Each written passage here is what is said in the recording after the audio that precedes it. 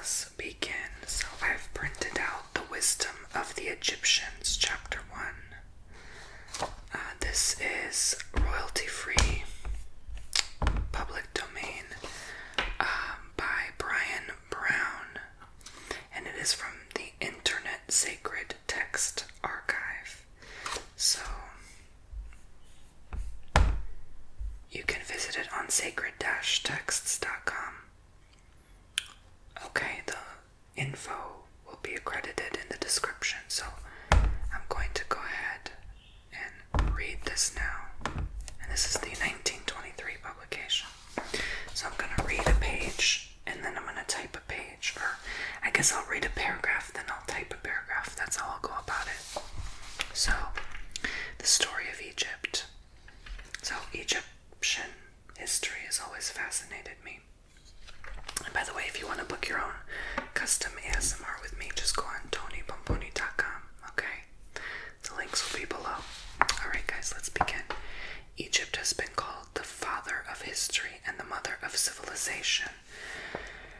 And while may she be called both, for her influence upon the ancient world must have been great.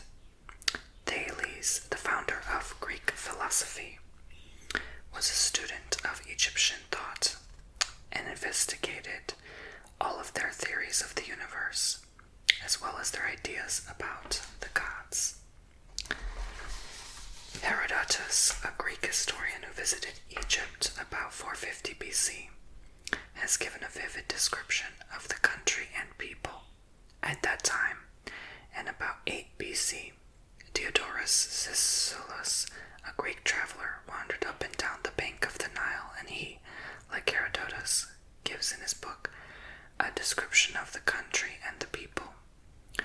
By far the most interesting, as well as accurate, account is given by Strabo, the great geographer of Greece, who was a contemporary of Diodorus, about 90 AD.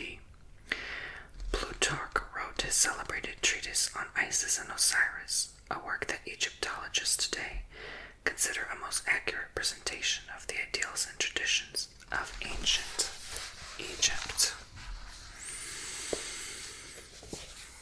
I'm trying to see how I can go about this and type without dropping these pages.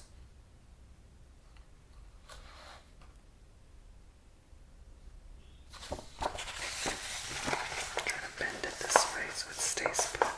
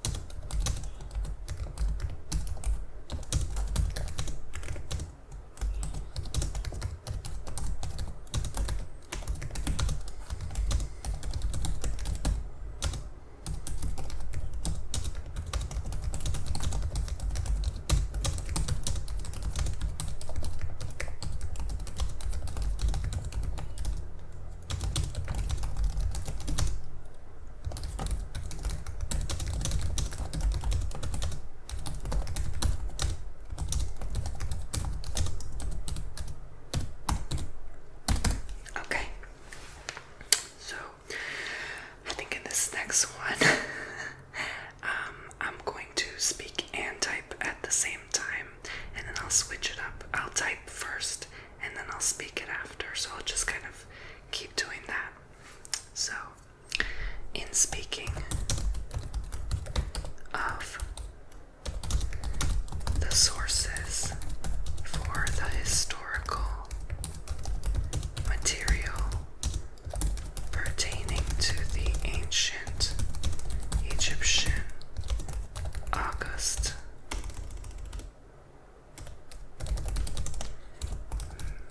Marriott, in his short history, said, first and foremost in value and in quantity are the Egyptian monuments themselves, the temples, palaces, tombs, statues, and inscriptions. These have supreme authority because they have the advantage of being the incontestable evidence of the events which they record. They have not long enjoyed this distinction as the secret of the mysterious writing with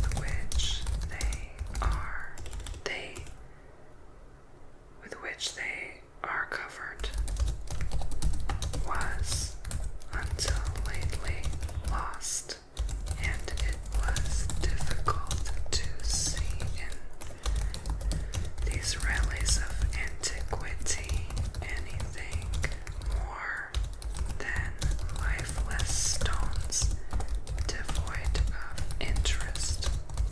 But I can type so much faster than this, by the way, but I'm trying to type with my nails, which makes it so much more harder. I can pretty much type as fast as I read, but where was I? Devoid of interest. But about 85 years ago, there appeared in the person of Champollion a true genius who succeeded by his keen insight in throwing the most unexpected light upon the darkness of the Egyptian script through his keen insight in throwing the most. I'm sorry, I already wrote that. Some words repeat, I apologize. Through him, and this text has mistakes in it. These old monuments, so long silent, caused their voices to be heard. By him was the veil torn asunder, and the Egypt of bygone days, so renowned for her wisdom and power, stood revealed to the modern world. Okay, so I think next I'm going to read a sentence, then type a sentence. I think that's best. No longer are the monuments objects of hopeless curiosity. I may have to move this a little bit, actually. There we go.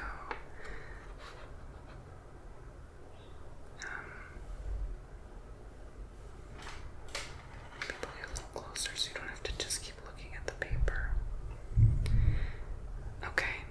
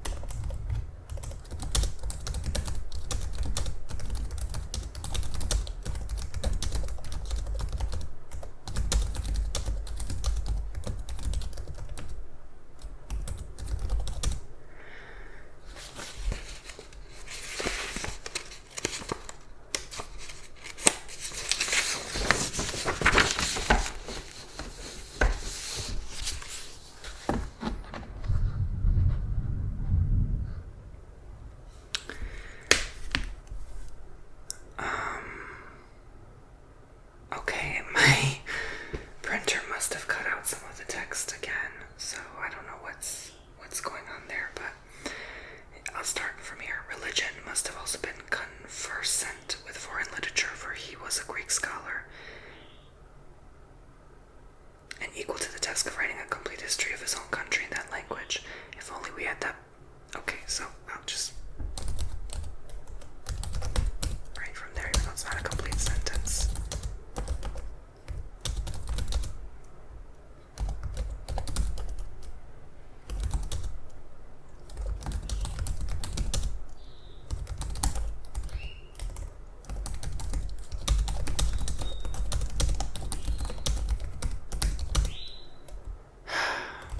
Made so many mistakes.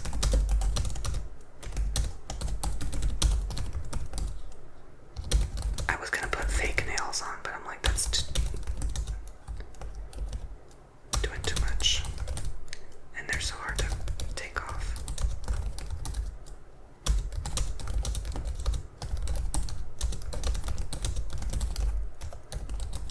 Okay. If only we had that book today, it would be a priceless treasure, but the work of the Egyptian priest perished, along with many others, in the great wreck of ancient literature, the burning of the great library at Alexandria, and all we possess of it are a few fragments preserved in the pages of subsequent historians. That's a long sentence, Chow.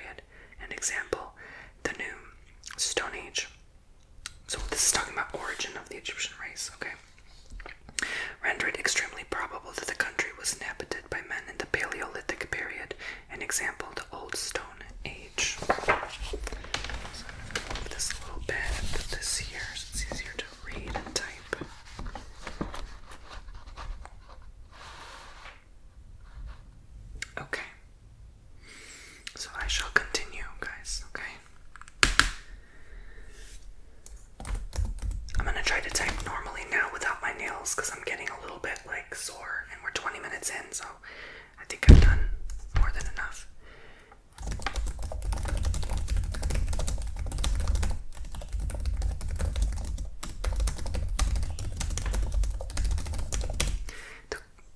The questions that naturally arise in connection with them are, who were they? I'm going to just drag my nails along the keyboard so you can still get some nail sounds.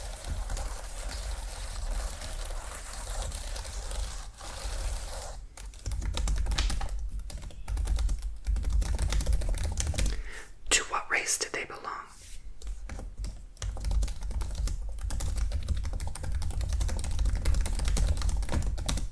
If they were immigrants, where did they come from?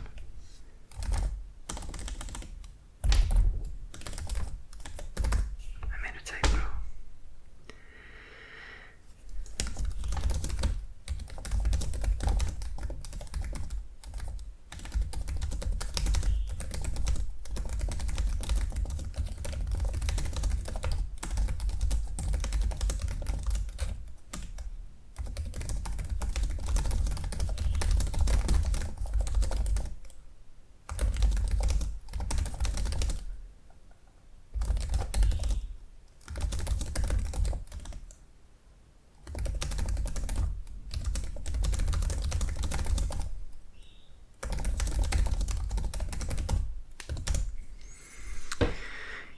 Space afforded by a single chapter, it is impossible to enumerate even the most important of the arguments of which these questions have formed the subjects, or the principal theories, old and new, of the origin of the Egyptians.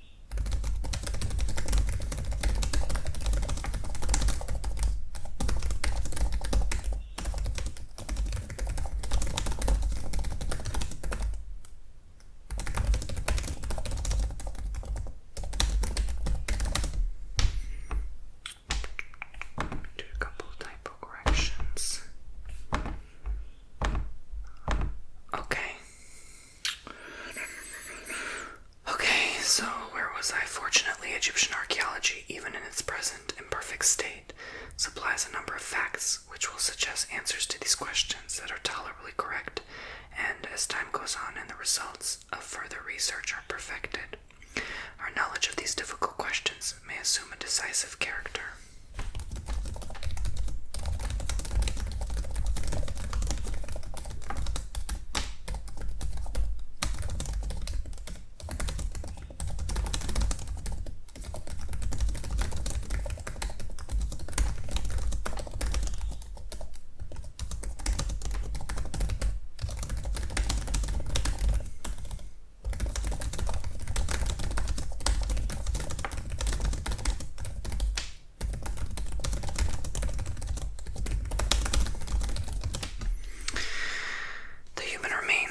Found in Neolithic graves in Egypt prove that the Egyptians of the Neolithic period in Upper Egypt were Africans.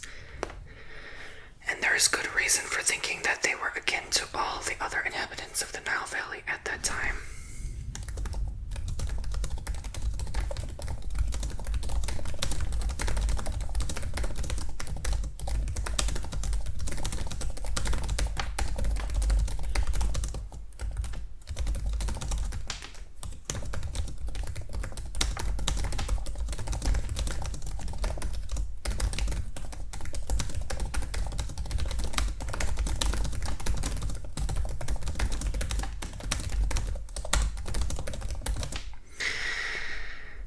Geological change took place that turned into a river valley, the arm of the sea that extended as far as Esna, and the Nile deposits that formed the soil of Egypt. Their ancestors migrated from the south to the north and occupied the land made by the Nile. Okay. So, I'm gonna continue. I'm just gonna type and talk at the same time. these facts apply equally to the delta cannot be said for no I can't even spell Neolithic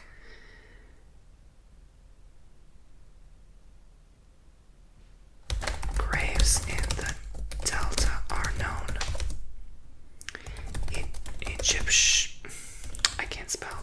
Egyptian tradition of the Dynastic period held that the aboriginal home of the Egyptians was Punt, and though our information about the boundaries of this land is of the vaguest character, it is quite certain that a very large portion of it was in Central Africa, and it probably was near the country called, in our times, Uganda. There was in all periods frequent intercourse between Egypt and Punt, and caravans must have journeyed from one country to the other at least once a year. In the Dynastic period, several missions by sea were dispatched to the port of Punt to bring back myrrh and other products of the country which were so dear to the heart of the kinsmen of the Puntites who were settled. Alright, I think I have done more than enough for one day. I'm just gonna keep reading and then I'll type just random stuff. Now, if the inhabitants of the southern portion of the valley of the Nile were attracted to the good and fertile land of Egypt, it follows, as a matter of course, that foreign peoples who heard of this rich land would migrate thither in order to partake.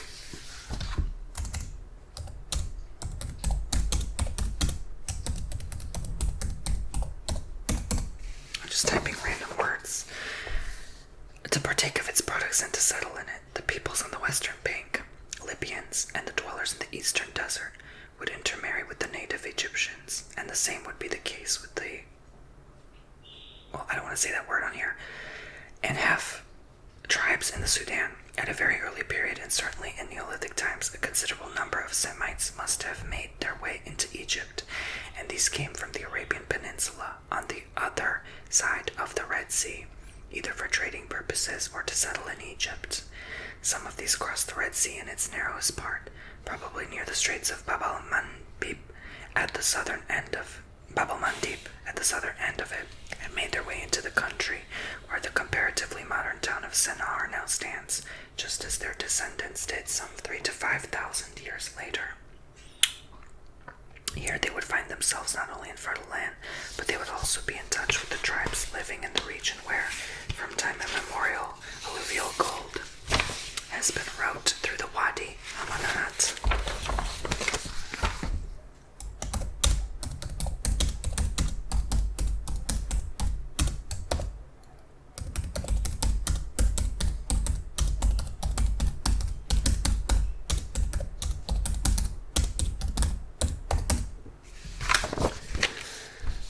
Which left the Red Sea near the modern town of Qusayr and ended on the Nile near Kenna in Upper Egypt. It is impossible to think that the Semites in Arabia had no sea-going boats in which to cross the Red Sea, and that those who lived on the coast halfway down the Red Sea would be obliged to go so far north as the Isthmus of Suez, or so far south as Bab al-Mandeb, before they could cross over into Africa.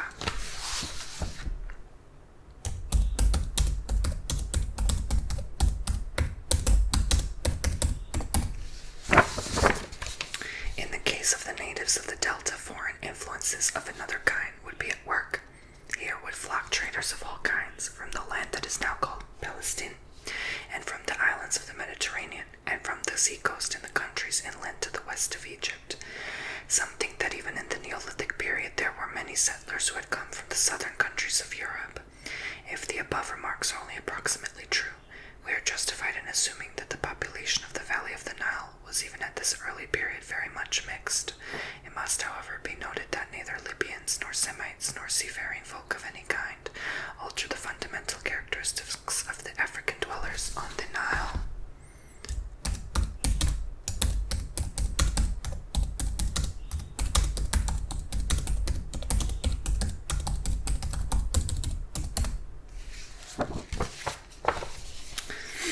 I'll make this video a little longer for giving me permission, Ben, for posting public. The beginning of Egyptian history. Towards the end of the New Stone Age, the Egyptians acquired the knowledge of working in copper, and with tools of this metal, they found themselves able to do many things that were before impossible to them. With copper drills, they perforated beads and hollowed out stone jars and vessels, and with copper knives and chisels, they sculptured stone figures of men, animals, etc., with a skill that was truly wonderful. They had long known how to produce fire, and one of its principal uses among them was to smelt copper. In many respects, the state of Egypt at the close of this period was not greatly unlike that in which we know it to have been in the earliest part of the dynastic period. It was divided roughly into districts, or as we might say, counties, which at a later period were called nomes by the Greeks.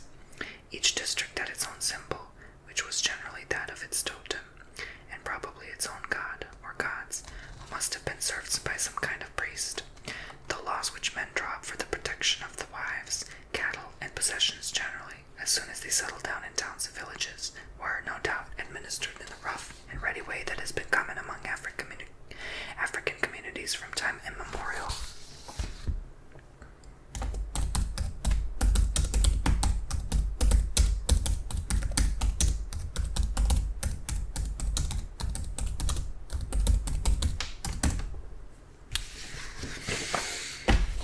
Okay, let's put this page back on here.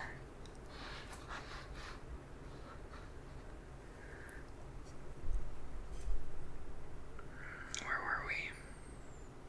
A system of irrigation must have been in use at this time, but it is improbable that there was any central controlling authority. The men of each district protected the part of the bank of the Nile that belonged to them, and made and maintained their own canals and the high banked causeways which connected to the towns and villages during the period of the Nile flood, and served as roads. There must have been a headman or governor in each district who possessed a good deal of power, and each town was probably ruled by a kind of mayor in regard due to the interests of the owners of large properties of different kinds. In the villages, the largest landowners were probably supreme, but the old men or fathers of each village must have enjoyed a certain authority. For a considerable time before the dynastic period, there must have been kings in Egypt, some ruling over Upper Egypt and some over Lower Egypt and the Delta. A portion of a monument now called a Palermo stone, because it is preserved in the Museum of Palermo in Sicily, supplies the names of several kings of Lower Egypt, example Seka, Tau, Tesh, Neheb, Wat, Nar, and Mecca.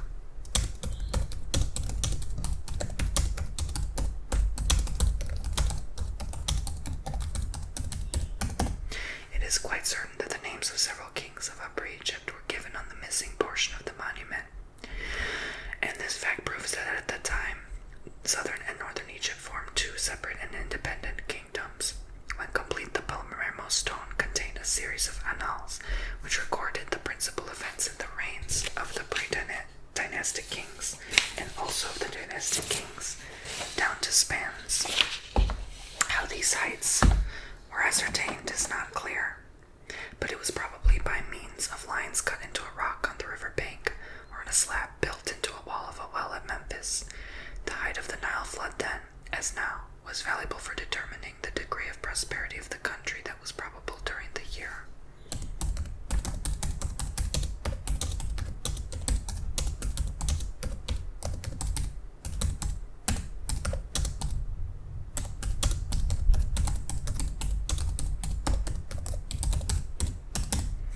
We have already said that the native African element in Upper Egypt was reinforced continually from the south, and we may assume that the process of reinforcement usually usually went on peacefully, and that the Egyptians in Upper Egypt assimilated their newly arrived kinsmen from the south without difficulty.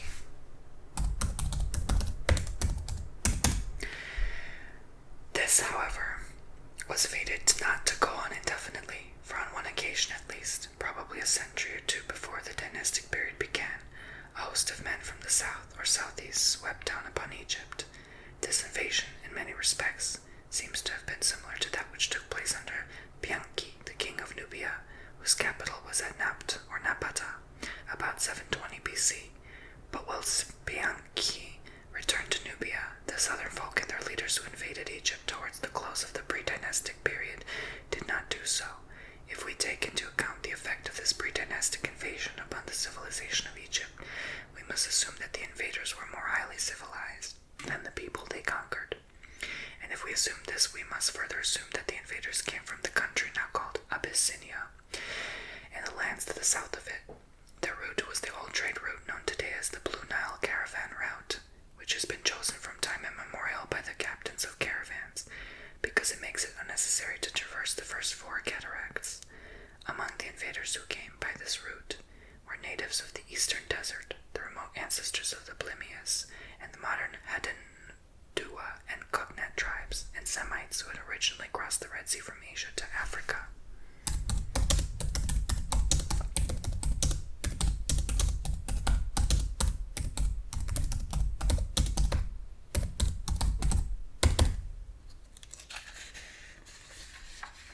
Okay, I'll just finish this part of the chapter and then I'll stop the video.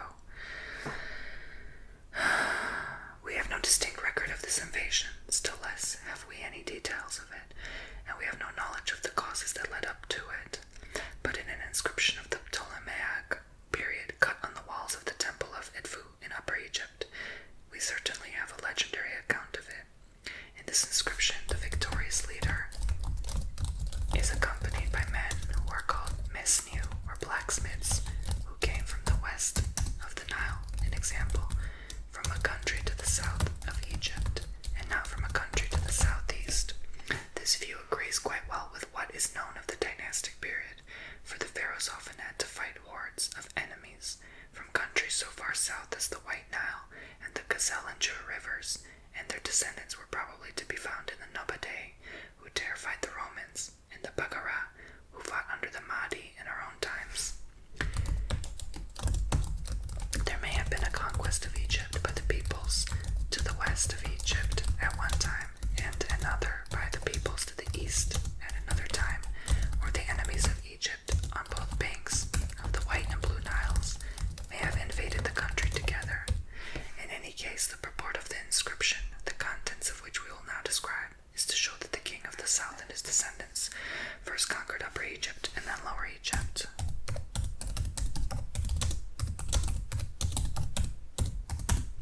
The Edfu text sets forth that Ra Armakas was king of Tasti, the land of the bow, the country of all the peoples who fought with bows and arrows, or the eastern Sudan. In the 363rd year of his reign, he dispatched a force into Egypt, and overcoming all opposition, this god established himself and his followers at Edfu.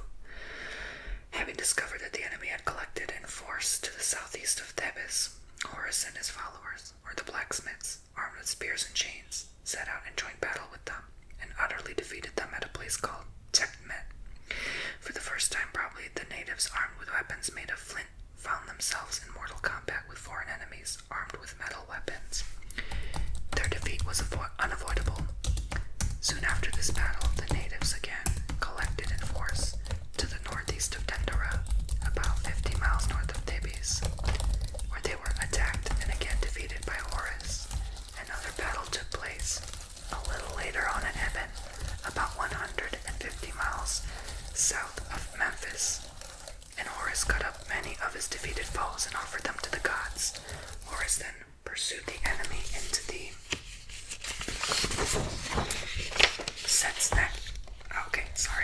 Setsnek. I'm not sure if this is what this says, but anyway, regardless, fettered his limbs with his chain and then cut off his head and the heads of all his followers. Horus then sailed over the streams in the delta and slew the enemy in detail and made himself master of the whole of the delta, from the swamps in the west of the left main arm of the Nile to the desert to the east.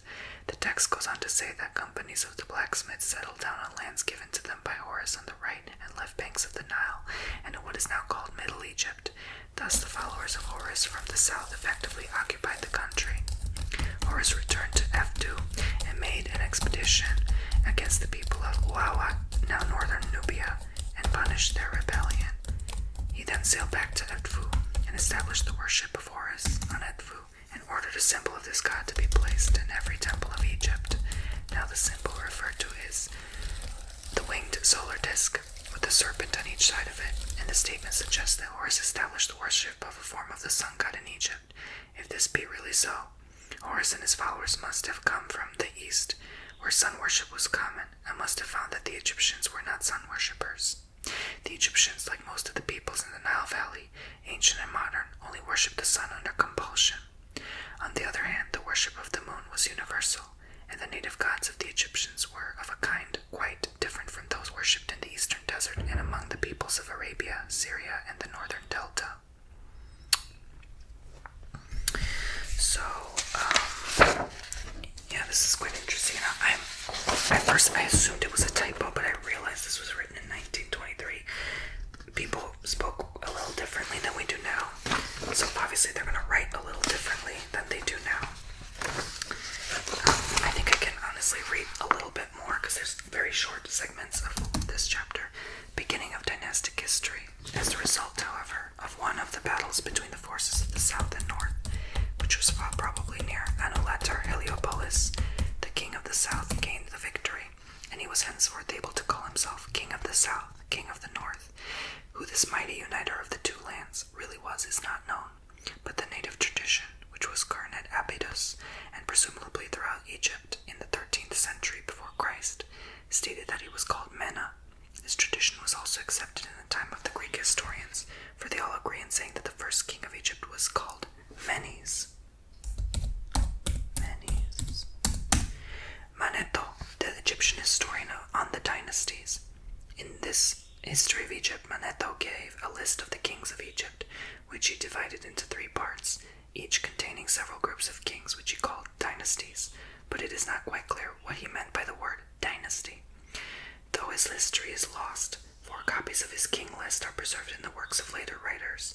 The oldest of these is that which is said to have been written by Julius Africanus in the 3rd century of our era, which is preserved in the Chronicle of Eusebius, Bishop of Caesarea, born AD 264 and died about 340. In his work, Eusebius also gives a copy of the list of Manetho made by himself, but the copy of Julius Africanus agrees better with the results derived from the monuments which we now have than that of Eusebius. The dynasties of Manetho's king list that represent that archaic period are the first 3. So this is a list of the dynasties of ancient Egypt. The Denite, which lasted 555 years, the Memphite, the Elephantine, the Memphite, Theban, Zoite, and Hyksos Delta is the Middle Empire. So the first 4 are the Ancient Empire, the next 3 I just mentioned are the Middle Empire, and the New Empire are Theban, Tenite, Bubasite, Tenite, Sayite, Ethiopian, Sayite, Persian, Sayite, Mendesian, Sebenite, and Persian. And the principal kings were Mena, Teta, Hesepti, Ba-Neter, Sneferu, Khafra, Menkaura, Unas, Teta, Pepi I, Pepi II, Queen Nitocris, Amenemhat I. When I say 1 and 2, I mean the first and the second. They're descendants, basically. Usartsen the first, Amenemhat the second, Usartsen the second, Usartsen the third, Amenemhat the third, Amenemhat the fourth, Sekenan Ra, Ames the first, Amenhotep the first, Thutmose the second, Queen Hatshepsut, Thutmose the third, Amenhotep the second, Thutmose the fourth, Amenhotep the third, Amenhotep the fourth, Akhenaton, and Semenkara or Saqqara, Seti the first, Ramses the second, Merenta